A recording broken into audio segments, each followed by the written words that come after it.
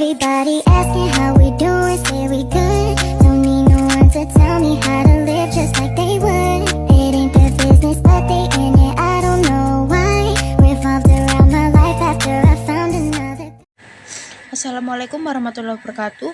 Sebelumnya perkenalkan, nama saya Zaidah Lutfiani Maufiroh, NIM 12300230022. Saya dari Prodi S1 Kebidanan Fakultas Keperawatan dan Kebidanan Universitas Nahdlatul Ulama Surabaya. Sebelumnya di sini saya akan menjelaskan tentang suhu. Adapun suhu tentang pengaturan suhu tubuh manusia dalam kaidah fisik. Yang kedua, pengaturan suhu tubuh manusia dengan kaidah metabolisme. Yang ketiga, suhu tubuh normal berdasarkan usia. Yang keempat, suhu tubuh normal berdasarkan tubuh manusia. Yang kelima, beberapa penyakit yang berkaitan dengan perubahan suhu pada manusia. Yang pertama, saya akan menjelaskan tentang pengaturan suhu badan dalam tubuh manusia. Terdapat dua kaidah suhu badan, yaitu yang pertama kaidah fisika, yang kedua kaidah metabolisme. Semua kaidah untuk mengatur suhu tubuh dibantu dan dikoordinasikan oleh tubuh. A. Pengaturan suhu kaidah fisik dikenali sebagai kaidah fisik karena pengaturan lebih banyak kepada penggunaan otot-otot tubuh dan fisik. Di antara kemungkinan yang terjadi ialah suhu badan tinggi melebihi normal, yang kedua suhu badan rendah melebihi normal apabila suhu badan tinggi. Termoseftor akan mentransfer suhu pada kulit. Di otak, hipotalamus akan berfungsi sebagai termostat untuk mengatur suhu darah yang melaluinya. Mekanisme dikoreksi akan diarahkan atau dirangsang oleh hipotalamus dengan menggunakan koordinasi tubuh.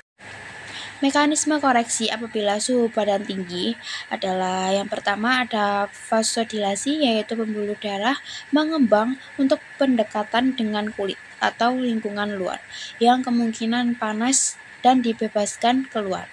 Yang kedua, bulu kulit ditegaskan untuk mengurangi udara yang tertangkap pada kulit supaya panas mudah dibebaskan karena udara adalah konduktor panas yang baik. Bulu kulit diatur oleh otot erektor.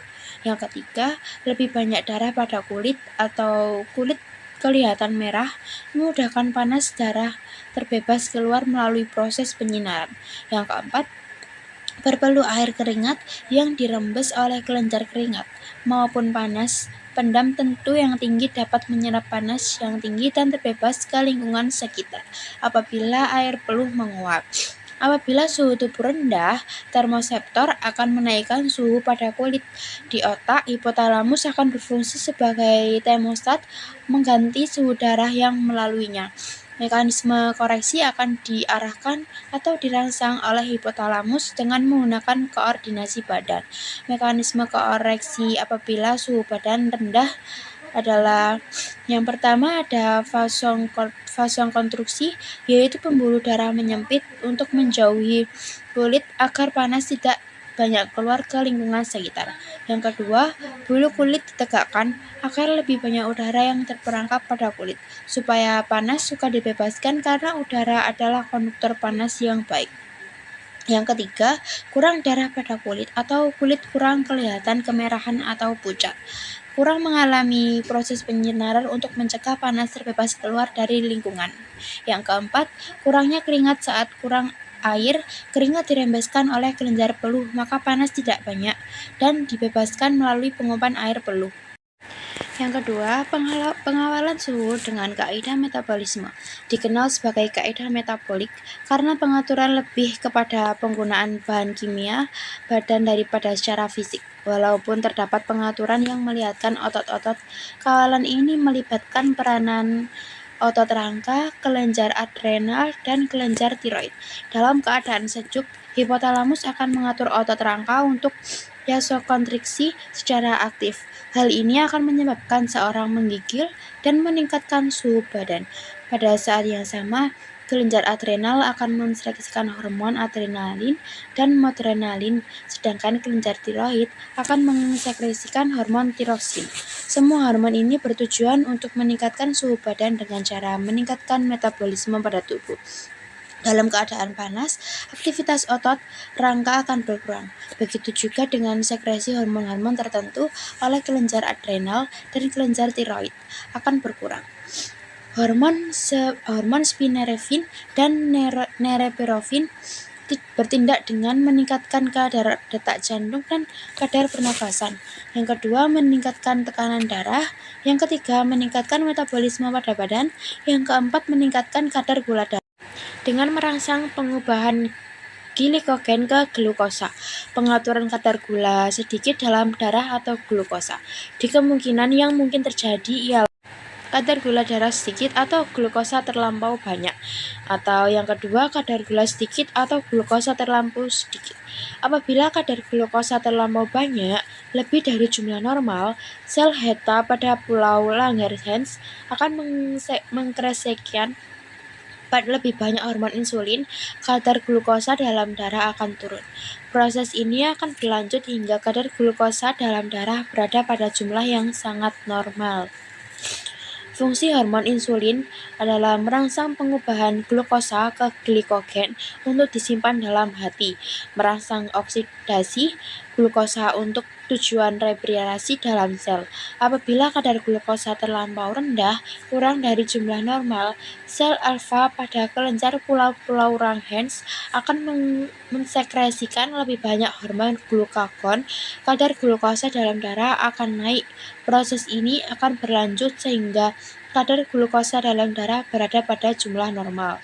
Fungsi hormon glukagon adalah merangsang pengorbanan glikogen dan glukosa dalam darah. Selanjutnya saya akan menjelaskan tentang sesuatu yang mempengaruhi suhu tubuh. Adalah yang pertama ada kecepatan metabolisme basal. Kecepatan metabolisme basal setiap individu berbeda-beda. Hal ini dapat memberi dampak jumlah panas yang diproduksi tubuh menjadi berbeda.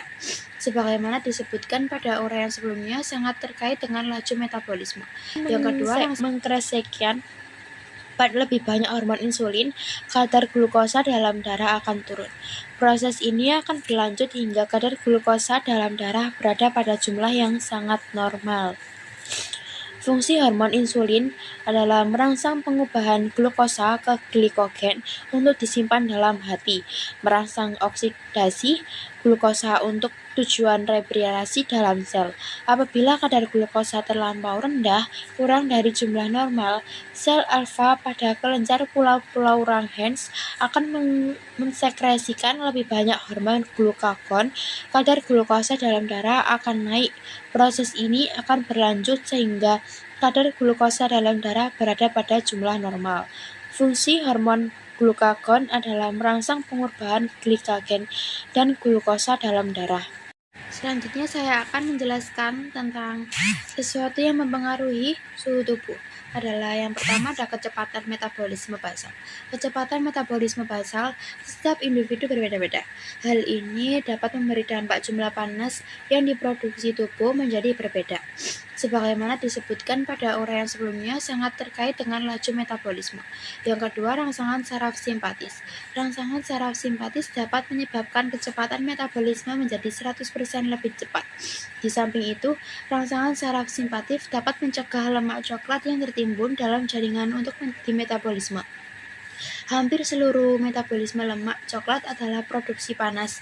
Umumnya, rangsangan saraf simpatis ini dipengaruhi stres individu yang menyebabkan peningkatan produksi eniperin dan norepinefrin yang meningkatkan metabolisme.